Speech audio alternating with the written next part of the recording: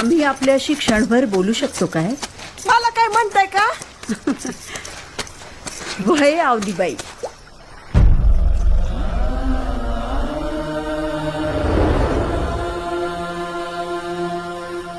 कोण हाय कोण तुम्ही? तुमचं आणि आमचं नाव एकच, जिजा. जिजा? हा, आई मंगळाई, तुम्ही तुम्ही म्हणजे आमच्या घरी ते शिवबारा झालं होतं त्यांच्या आऊ. होय, पर आमचं धनी तर बाई. पण आम्ही तुकोबांना भेटायला आलोच नाही. आम्ही बघायला आलोय त्या तुकोबांच्या भक्कम अस्तुरीला, तुम्हाला. आता माझं काय त्यात आऊसाहेब, म्हणजे आमची हे काहीतरी करीत असतात, इटल इटल, त्यांना बरं वाटतं. मग ते बघून मला बी बरं वाटतं. मग घरामध्ये खाण्यापिण्याची वानवा झाली तरी मी घेते थोडी सांभाळून.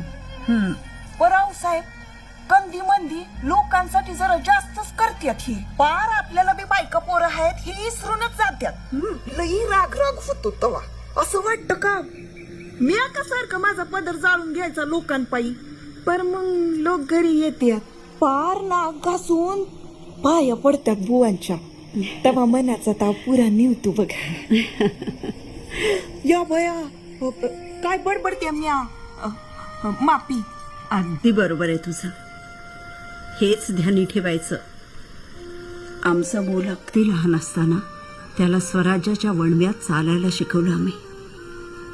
आपल्यासारख्या जाणत्या लोकांनी स्वतःच्या पदराला जाळ नाही लावून घेतला तर जनलोकांना ऊब मिळणार कुठून?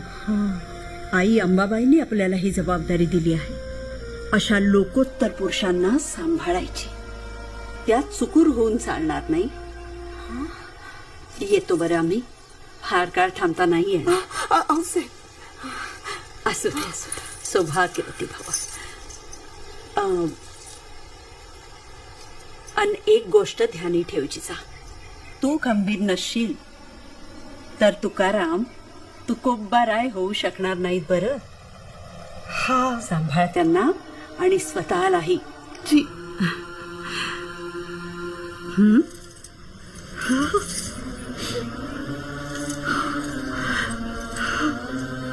येतो आम्ही.